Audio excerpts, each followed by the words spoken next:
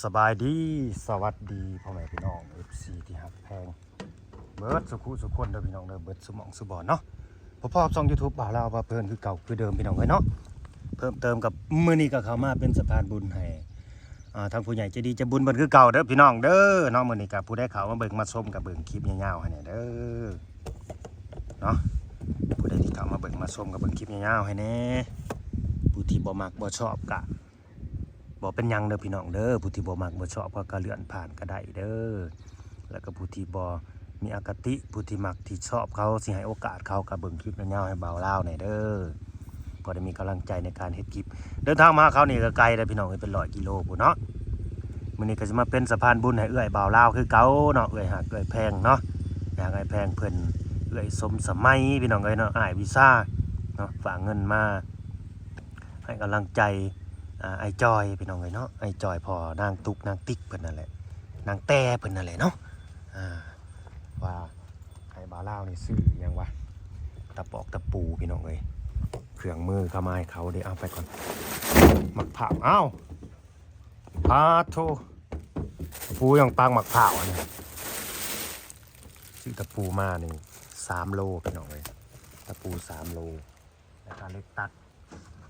เลื่อยมือเนาะเลื่อยมือกับตะปูเข้ามาก่อนอุปกรณ์สิตัดเถียงเขาเนาะเป็นฝากเงินมา101เด้อพี่น้องเด้อจำนวนเงินนะเนาะ100 เหรียญเนาะแล้วก็ให้บ่าวลาวเนี่ยซื้อสังกะสอบสังสีมาให้เขาเครื่องมุงเขานั่นแหละเนาะเงินเราบ่ให้ดอกบ่ได้ให้ก็ดอกเงินนะมีแต่เขาสิบริหารเองนะเงินเดี๋ยวบ่ให้เขาแต่เขาไปซื้อเหล้าบ่มีเลยเด้อเถียงแน่นี่พี่น้องเอ้ย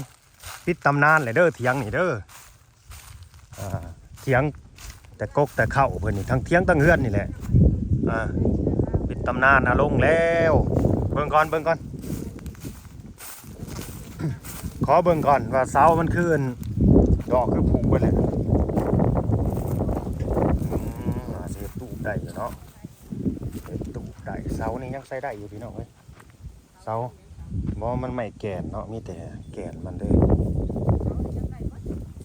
เพื่อนเขานี่มันมีปวกในเถียงเขานี่มีปวกเลยพี่น้องนี่เลยจอมโพนจอมปวกเลยมีพญาปวกอยู่ในนี่บ่เรือจังไดบ่ยากได้กับพญาปวกอยู่ในนี่ก็อัญเชิญพญาปวกออกไปเนาะอัญเชิญพญาปวกออกไปแล้วเนาะบ่อนอยู่บ่อนเศร้าคนนั่นนี่อดีดานแล้วมาอัญเชิญเพิ่นเป็นจังสิไปได้นี่อยู่ว่าจังไดคุดนี่คุดแล้วก็อดีดานเทใส่คุดแล้วอดีดานมาเทใส่บ่อยู่ลาแล้วเลยแล้วไปก่อนเด้อว่าซั่นโอ้นี่นะปีแปดไม่แปดเนาะตะปูก็ยัง4เขาดูเกเดอยู่นี่คือตะปู10หรือว่าตะปู11เนาะนะเนาะดอกใหญ่ๆเลยไปทางใดเนาะพากันมากเพื่อนลงมากเตียงเราพากันไปอยู่ทางใดบ้างนี่พูนพี่น้องเอ้ยแม่กองเหยาะอยู่ใต้ต้นม่วงผมบ่อนอยู่บ่อนเศร้าบ่อันนี้บ่อนอยู่บ่อนเศร้า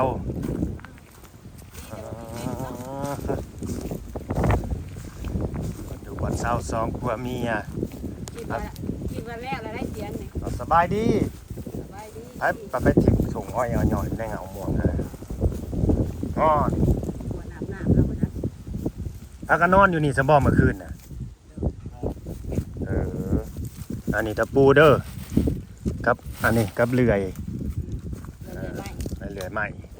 เลื่อยได้ตี้เลื่อยมือเข้าขนาดได้อันนี้นะไอ้จอยคอยก็ซื้อไปใส่อันหนึ่งโอ้ติดใจเลยเลื่อยเนี่ยพอได้อ่องแห้งปะใส่นี่ก็ว่าจวดๆโลดคือจะซื้อทีแรกอันนั้นใส่แห้งบุคิดว่าสิได้เข้ามาได้มือนี่มันสงสัยแบบอันนะมันดึงมันจอกมากันอยู่นะเอาข่อยไปผู้ใดอันนั้นบ้านกะลงกะลางผู้ใดไปขึ้นเฮือนเขาแม่นเมืองชนผู้ปฏิภาเขาไปฉีดยามื้อนี้ก็เลยคนบ่ครบบ่พร้อมเลยฝ้าวดิ่งมาหาเจ้าเลยยันเจ้าถ่าเจ้าคลองเนาะ ม่างลงผัดบ่มีตะปูปานนี่บ่มีเหล็กตัด บ่มีเครื่องมือ บ่มีเครื่องมือพากันกินข้าวกินน้ำเลยบ่กินกับหยัง กินกับตำถั่ว คือว่าเขาเป็นเสียหญ้าเสียยุอยู่ในใส่มื้อนี้นะ ต้มกรอบนี่ อ๋อเพื่อนอีพ่ออีแม่เมื่อคืนนี่นะพากันนอนอยู่นี่เนาะสองผัวเมียนะบ่หนาวบ่นอนนั่นอยู่ในเต็นท์นี่เลยบ่สองคนบ่ห่วยมันคือนอนได้สองคน ก็บ่หนาวแล้วเรานอนติด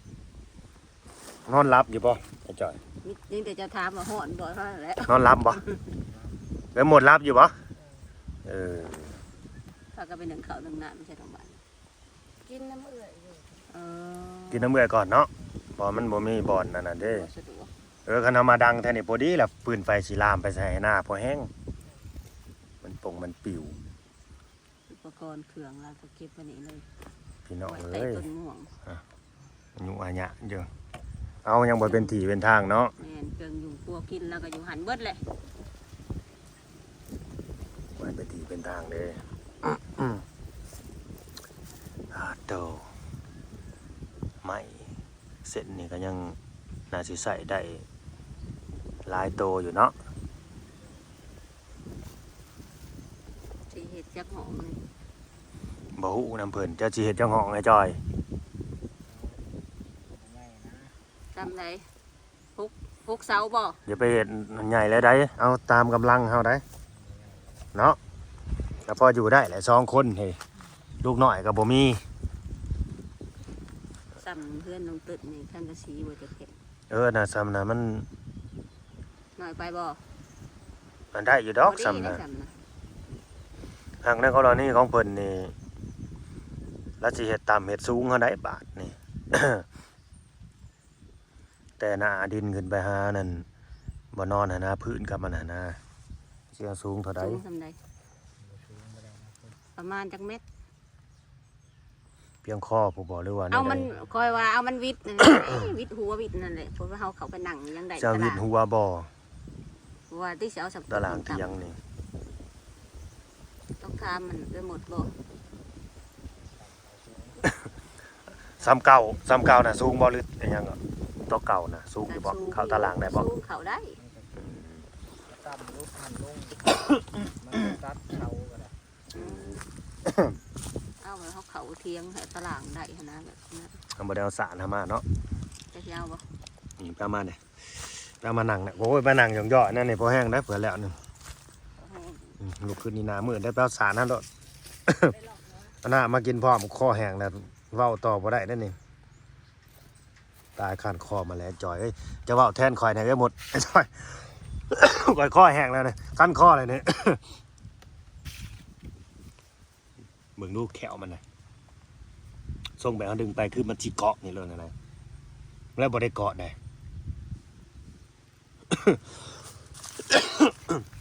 แขวแบบใหม่เด้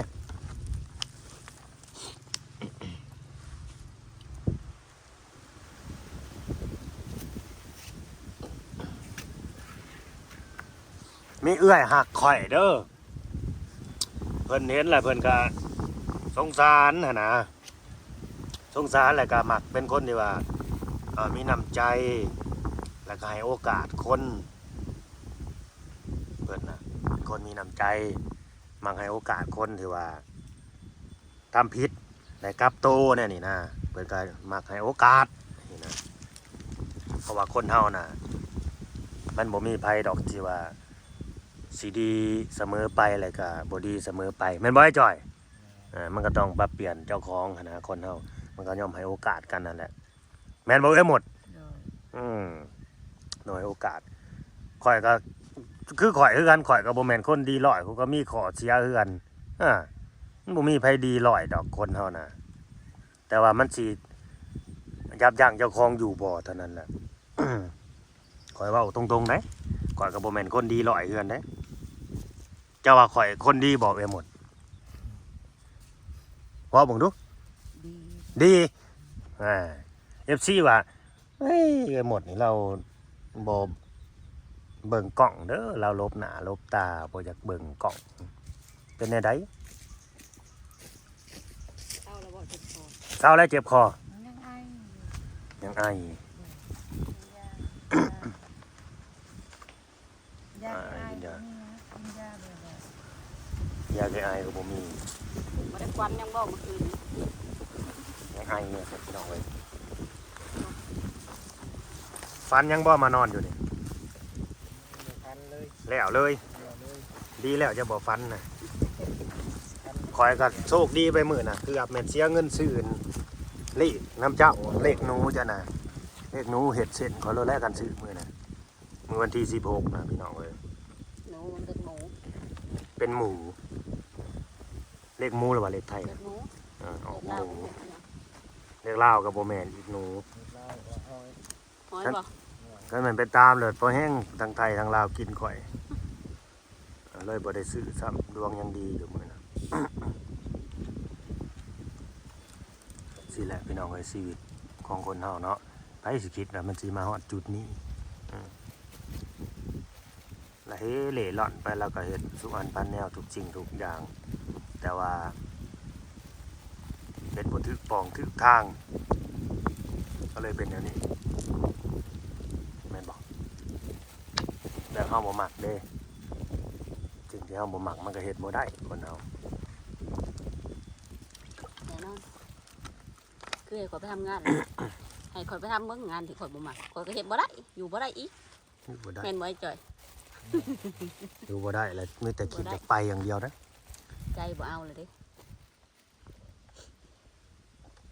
แต่เขาเจ้าบ่ย่านเนาะมันคือว่าบ่ย่านมันลามมาบ่อนหรือว่าเขาเจ้าเคลียร์พื้นที่ให้เนาะ อยู่เจ้านะ เนี่ยลมนี่เป็นตาย่านนะไอ้สังกะสีนี่เฮายังซื้อบ่ได้ดอกเนาะเดี๋ยวเข้ามานั่งอยู่นั่นนั่นแหละบ่ต้องยับไปดอก แม่นบ่ ก็ยังนั่งใกล้ๆเจ้านี่นะไปสัมผัสเบิ่งใกล้ๆสิเป็นแนวใด ต้องไอ้เอาขึ้นโครงก่อนเอาจากหัวใส่จักแผ่น แม่นต้อง แผ่นไปซื้อได้ เฮ็ดโค้งมันเขาขึ้นก่อนแม่นล่ะบ่ไปซื้อมาเลยบ่ได้บ่แม่นแนวได้ไปซื้อมาเลย จักสิจักขูด ก็ต้องเป็นโค้งก่อน ขึ้นโครงแล้วก็วัดเทะว่าจัก แทร ขู ก ด มันก่อนจะได้จะขุดจังไปซื้อมันบ่ยากดอก บ่ได้ไกลหรอวะ บุกไก่ อืม อยู่ไสอยู่บ้านใด แล้วก็ โอ้ บ่ยากซะ ทางเข้ามานี่มีห้านเวียดแม่นบ่ไปหมดที่ว่าเขาปิดห้านใหญ่ๆห้านเวียดแม่นบ่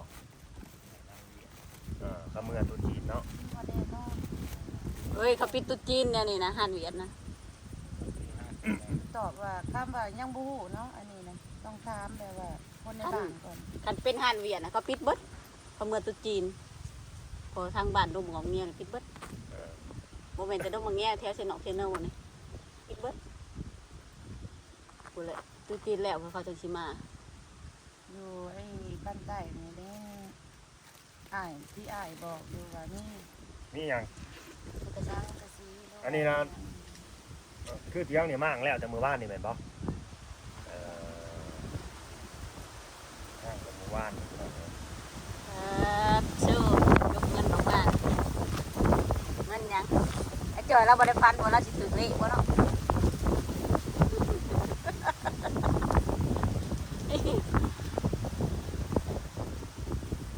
ฟันอยู่บ่บ่ได้ฟันเลย เดี๋ยวฟันเราสิมีคนเอาเงินมาให้ เงินเป็นปึกพี่น้องเอ้ยเงินเป็นก้อนๆเงินผู้ใหญ่กันดอกบ่แม่นเงินเบาเล่าอีก ผู้ใหญ่ใจ ผู้ ดี ใหญ่ใจะดีเพิ่น สิมาให้อีหยังก็ เป็นอีหยังก็ ให้น้ำใจซื้อ น้ำใจ ส่วนหนึ่งก็ว่าเล่าถือไว้เอง สิไปซื้อสังกะสี ถือไว้ซื้อทั้งกระสอบทั้งกระเสียแล้วมันกะเดียวได้ใด แม่น เนาะเบิดตอนนี้เบิดงบนี่ก็ยาแล้วอันนี้พ่อก็จะมาพ่อได้แผ่นต้องแผ่นก็บ่เล่าสิตื่มเงินแสก็ได้ดอกทำสังกะสีได้แผ่นต้องแผ่นอันนี้ว่าตรงๆได้จ่อยเนาะบ่ได้รวยบ่เล่าแต่ก็พอมีอยู่หั่นน่ะ พอซื้อได้อยู่สังกะสีดำแผ่น ถ้าว่ามีละก็บ่หลายหากพอมีอยู่ จะหน่อยบ่มีอยู่จะหน่อยบ่มีเลยเพิ่นสิว่าเนาะ อันนี้คือเพิ่นให้คอยนี่มอบให้กำลังใจเจ้า เด้อ300,000เนี่ยไว้ติดโตพี่น้องเอ้ย เขาเป็นคนส่ง เป็นคนไทยไปซื้ออยู่ซื้อกินนั่นแหละเด้อเอาไว้ใส่ที่เป็นประโยชน์ได้เงินน่ะเพิ่นฝากมาก็100 เหรียญมันก็2 ล้านพี่น้องเอ้ย2 ล้านกี่เงิน2 ล้านแล้วก็ให้เจ้านี่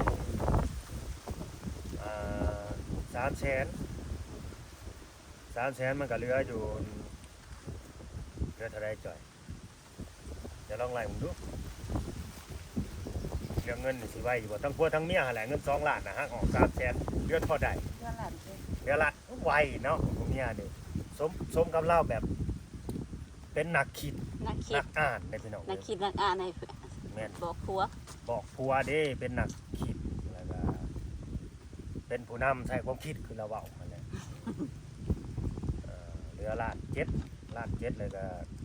ซื้อตะปูนี่อีกเด้แล้วก็เลื่อยนี่เด้ก็อยู่ในหันได้แบบฮักออกนะฮะแหล้วนี่เลื่อยนี่ก็85นี่ราคาเปิดจึ๊กตะปูก็โลละ30 30บ่ใช่ 3 โล 30บ่ 30สิมาก3 โลก็90 ซื้อมาแต่ตะเลว 90 85 175อะไรนี่175ให้เพิ่น300,000นี่เอาไว้ใส่เด้ออย่าให้เมียไปซื้อเหล้าได้บ่แม่นแนวได้ออกคักแล้วบ่เหล้านะเอ้ยหมดอย่าไปซื้อเหล้าได้ เคยซื้อคงอยู่คงกินนั่นแหละ เอาไปซื้อของกินของเจ้าพี่น้าเบิ่งกล้องพี่น้าเดี๋ยวนี้ก็หมดไปทางใดเดี๋ยวนี้ โอเค เอาไว้ซื้อของอยู่ของกินเพิ่นบ่ให้ไปซื้อเหล้าซื้อยามันสิเสียกำลังใจเพิ่นผู้ซอยนะคันเพิ่นเบิ่งแล้วเพิ่นเห็นเฮายังเฮ็ดคือเก่าแล้วเพิ่นบ่ซอยเด้อบาดนี้ไปคือกันพี่น้องเอ้ยคันเฮายังเฮ็ดคือเก่าแบบว่าบ่เปลี่ยนบ่แปลงเจ้าของแบบว่าเอาได้สิเปลี่ยนสิแปลงแน่นี่นะแต่ก็ยังคือเก่านี่เพราะว่าข่อยก็บ่อยากเว้าคำเก่าคือเว้าแล้วก็คือแล้วหั้นนะเอ้ยหมดเนาะเฮากับผู้ใหญ่ก็แล้วหั้นนะบ่เว้าอยู่คำเก่าว่าเปลี่ยนก็คือเปลี่ยนบ่เฮ็ดก็คือบ่เฮ็ดแบบนี้มีแต่เฮ็ดใหม่ลูกใหม่นั่งใหม่ปรับเปลี่ยนเจ้าของใหม่เบิดนั่นล่ะแม่นบ่ไอ้จ่อยคนเฮานี่ถ้าสิเอาแต่ความเก่ามาเว้าให้มันสิผิดกันพี่น้องนุ่งเสื้อลายมาเฮาเว้าความเก่าแล้วมันผิดมันเถียงกันเพิ่นยังว่าหั่นน่ะแม่นบ่ผู้เฒ่าก็จ้ะเพราะฉะนั้นแหละเรื่องเก่าเฮาบ่เว้าเนาะมีแต่ว่าแต่เรื่องใหม่ๆเฮาก็เฮ็ดแต่เพิ่นเฮ็ดแต่สิ่งใหม่ๆสิ่งเก่าๆเฮาบ่เฮ็ดมาเฮ็ดอีกเฮ้ยแบะแถวนี้ก็เจ้าบ่อยากขายเนาะ อยากซื้ออีก สิซื้อแบะอีกก่อน อยากได้เบะโชคโตบ่ สิได้แบะ2 โตตอนนี้ก็ดิหายังบ่ทันได้ โอ้ยจองเดือนแล้วบ่ 2 เดือนเลยมีแต่แบะ2 โต เพิ่นได้ซื้อเบะส่งเดือนยังบ่ได้ หลายอะไรแนวใดเพราะว่า2 คนนี่เขาก็บ่มีต้นทุนพี่น้องเอ้ยเขาบ่มีต้นทุนแล้วมันก็เขาสิเฮ็ดหยังมันก็บ่ได้ของผู้มื้อนี่มันต้องขับเคลื่อนด้วยเงินด้วยต้นทุนบางคนก็ว่าคือบ่ไปหาทำการทำงานแต่แม่นอยู่บ่ขึ้นไปทำงานก็ดีมันก็บ่มีให้เลือกในพี่น้องงานอยู่บ้านเนาะคันว่าสิไป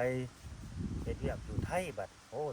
จะต้องมีบัตรมีเบอร์เด้อันนั้นก็ดี เฮ็ดบัตร เฮ็ดบัตร เฮ็ดบัตรเท่านี้เขาเฮ็ดเท่าใดค่าบัตร พาสปอร์ตนะ 3,000 4,000บ่แล้วกันว่าเฮ็ดธรรมดาก็ดีแต่ว่าพาสปอร์ตนี่ก็ เอาง่ายๆถ้าเราจะไปไทยเราต้องมีเงินก่อนเป็นหมื่นเพื่อค่าอยู่ค่ากินเด้ค่ารถค่าล่างเด้ มีงิน เพื่อเขาจะไปหาเงินหางานได้เพื่อ จะไปเช่าห้องนี่เนาะ เพื่อสิสิ้นเดือนสิ้นนั่นเด้ ถ้าว่าโชคดีก็ได้กินอยู่กับเฒ่าแก่ก็โชคดีไป โชคดีไป บ่ได้เสียใช้จ่ายเช่าเขาซื้อนะ ถ้าแบบว่าเฮาไปห้องเช่าเขาซื้อเฮาก็ต้องมีเงินสำรองไว้ถ้าเฮาก็บ่มีกิน มีงานเฮาก็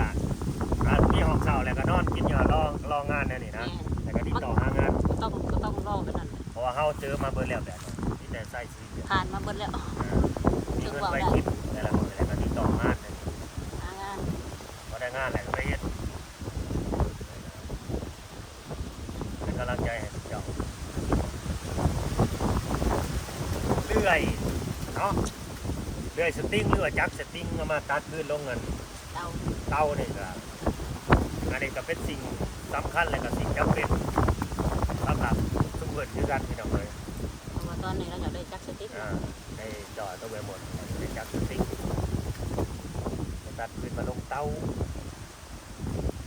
ก็คืออย่างที่ว่าเรื่องที่เรื่องข้องคนนั่นแหละพอเฒ่าแล้วก็ว่าพอถูแล้วก็พัก2 เดือนไปได้แล้วก็ให้ใช้เวลา2 เดือนไปได้โมแมนก็เป็นสีมาตีนมัดมือโหลดโมแมนได้ให้ใช้เวลา2 เดือนภายใน2 เดือนเราก็ต้องคนคั่วง่ายๆเราคิดว่าโอ้เจ็ดได้เนาะสิได้ โอ เงิน กาส2 เดือน 2 เดือน อันว่า2 เดือนยังบ่ได้เราบอกไว้หลายได้ อ่า ถ้ามัน2 เดือนนี่หาบ่ได้นะให้ไปก่อน ไม่ได้ มันโมแมนแต่3 ล้านเลยเนาะ 5 ล้าน ได้มาซื้อหมูอีก รวมมันเลย รวมเบิด นั่น เนาะ นั่นนี่นะ เผื่ ป อ ระ ไว้ มาณ เนี่ย 5 ประ ล้า มาณ 5 ล้านใช้เวลา2 เดือนหาเงินใน5 ล้านกันได้จักนี่แล้วหมดก็สิทางบ่มีเห็นครับก็ได้จักสติงมาตัดพื้นนี่ภายในเวลา2 เดือนนี่คิดว่าสิได้บ่เงิน5 ล้านมาลงเตานี่คิดว่าได้เนาะคิดว่าได้พี่น้องเอ้ยคิดว่าได้เอา